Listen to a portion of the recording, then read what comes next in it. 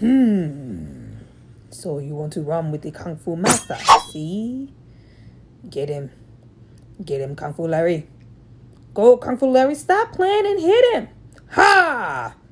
So you want to kill my brother? See? We can go right now. Yeah! What the hell is Ashton doing? What are you doing? What are you doing, sir? Stop it.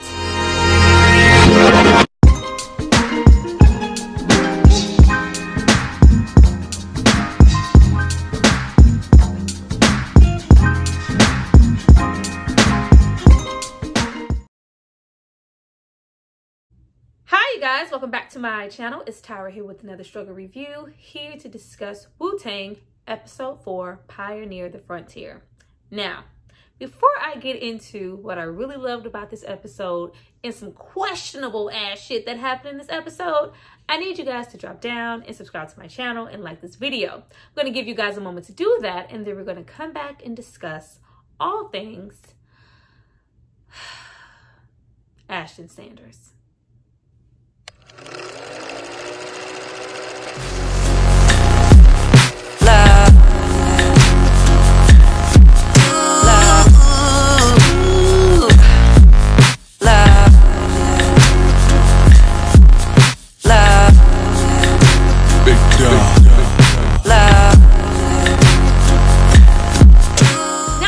Hopefully subscribe to see more of me. Let's get into the show. Before we jump on the show, I just want to say I was this close to skipping reviewing this episode just based off of the RZA performance alone.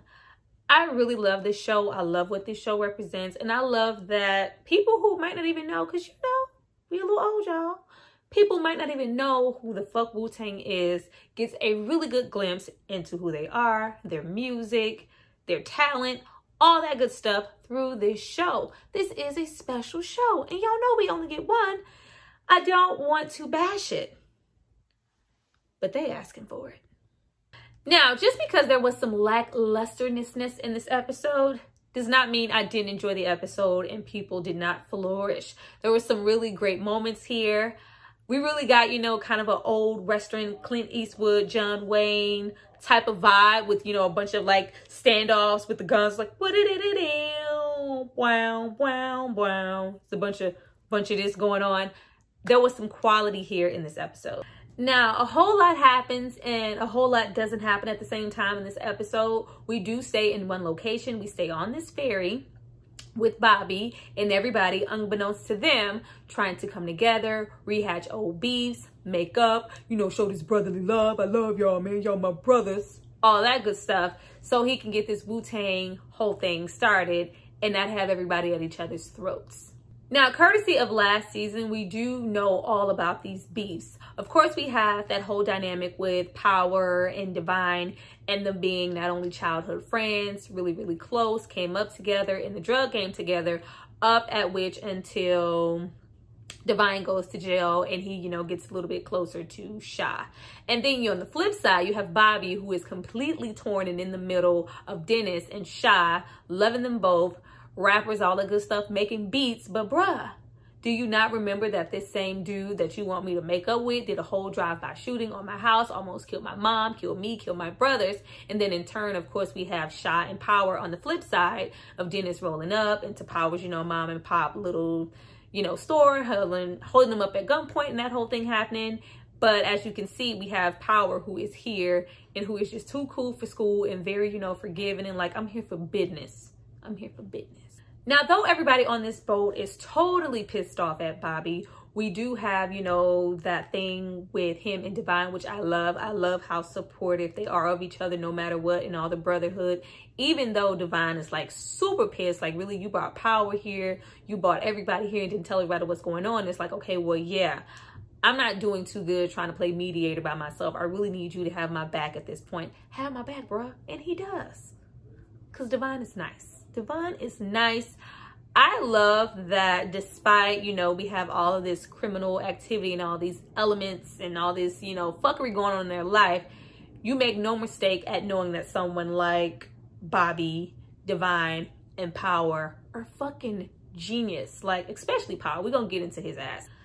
Now, getting into this great divide that's happening on this ferry, I love that dynamic of, you know, beating the clock and trying to get to everyone before they stop at Manhattan and everybody get off. And of course, there is some surreal-isness surrounding a Wu-Tang episode. We have the voice over the loudspeaker enticing Bobby, you know, you think you really gonna get these niggas together? That shit ain't happening. You know, you have that thing going on. And even with the guy, you know, the Mr. I have everything, I'm selling everything, I got what you need person, I thought it was, you know, really strategic to have everybody kind of buy into what he was selling and fall for, you know, hey, I have something you need. Everyone except for Bobby and Power. Like, he never even stepped to Power. I thought, you know, there was something going on with that. Like, hey, I'm, you know, coming to this one and that one and that one because I feel like they're going to buy into what I'm selling. But I'm not going to go to Power and I'm not going to go to Bobby's ass because, yeah, they ain't with that shit. Bobby was like, no, I don't want no fight. I don't want none of that. I don't want none of that shit.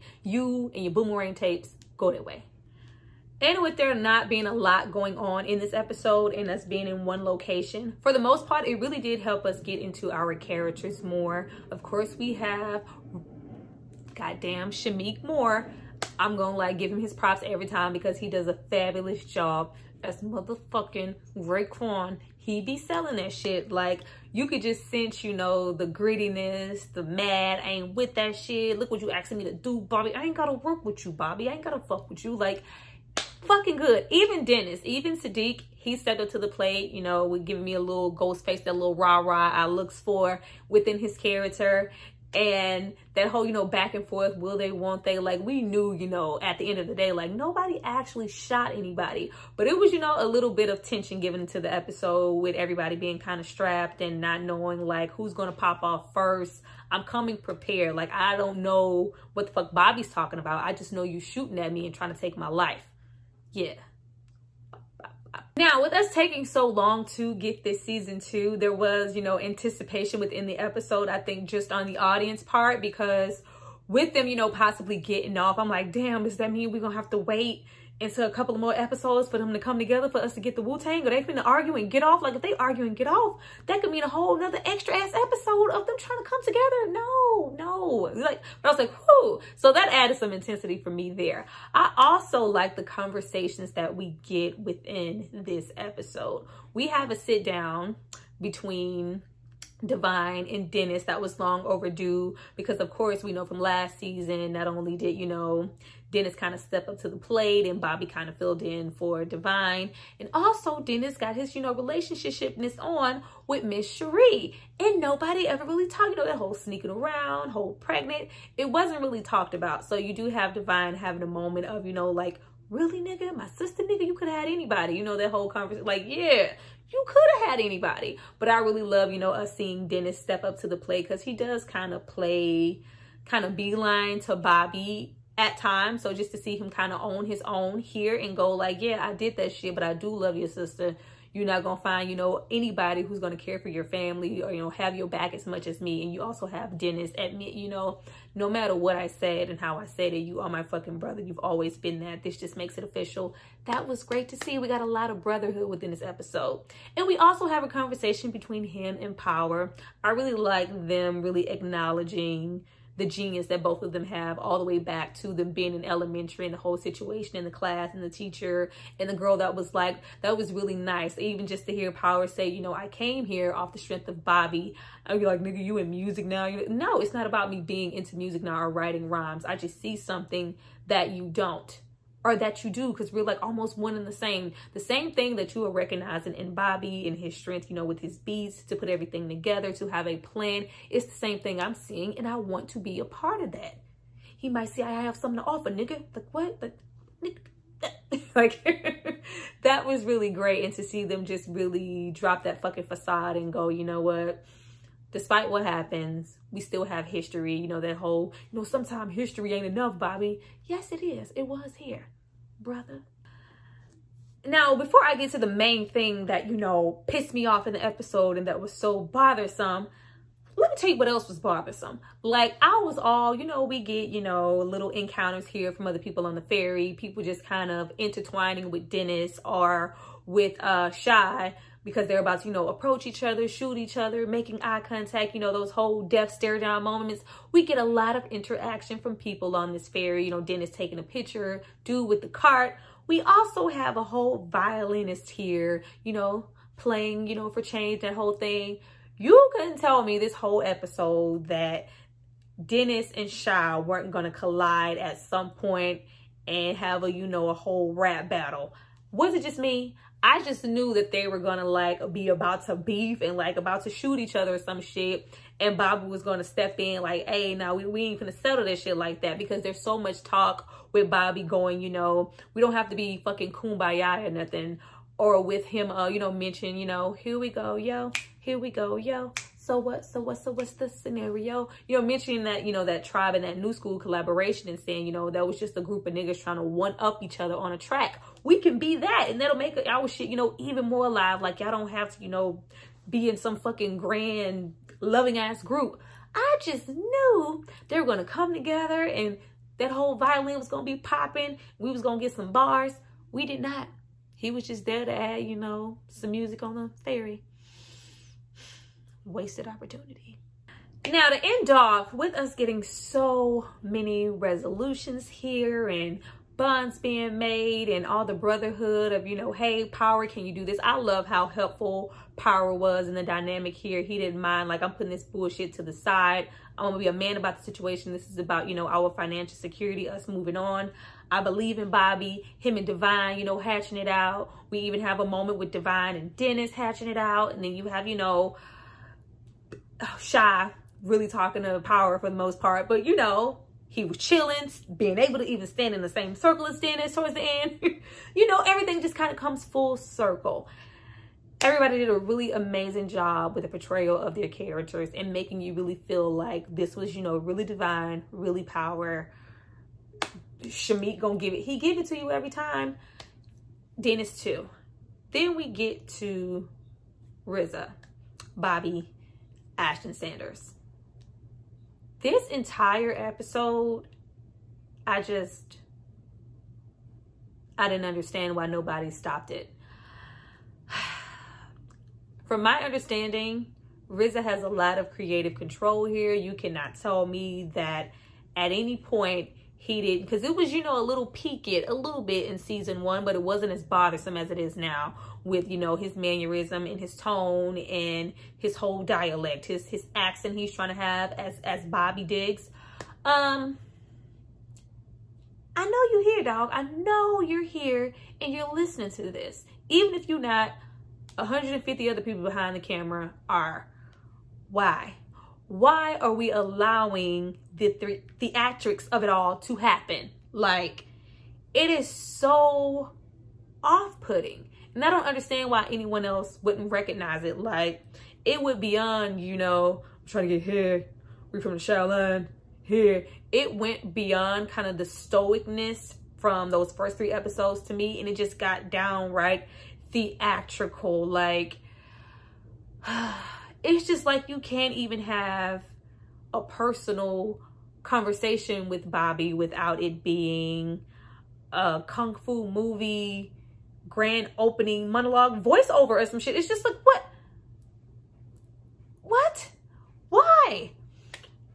It was, you know, as tamed as it can be for Bobby throughout the whole episode, but it wasn't enough to, you know, just pull me back. And I think that's because we got so much time with the other characters here, you know, Divine, Power, Shy, that whole thing. We got a lot of time with them. We got a lot of other characters, and we really don't get that often. We get a lot of Bobby here. It was less Bobby here, and I was here for it. We get to the ending of the episode, you know, Bobby's trying to, you know, we've really gotten everything out, and now it's time for Bobby to have his big speech that really brings the crew together and let them know, you know, this is what it's really about. Fuck what's going on. Fuck what you heard. This is why I got y'all here. I'm sorry, y'all. Like, it's like laughable because it was so speechy. Not that it wasn't supposed to be a speech, but it was like we was finna have, you know, Dragonfly Jones pop up in the background, like silence. You know, I was like, why?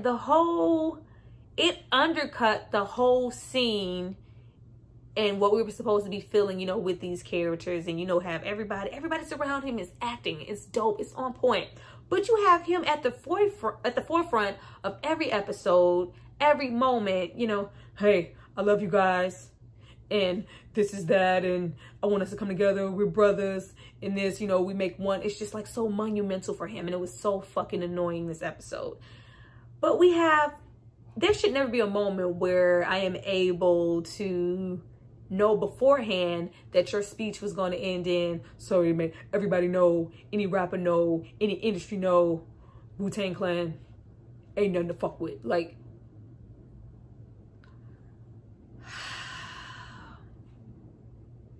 now, I was satisfied with the speech and the way that it ended off. I love, you know, the animation and the graphics towards the end. And, you know, it's like, you know, this is not Staten Island. This is, you know, Shaolin, that whole thing.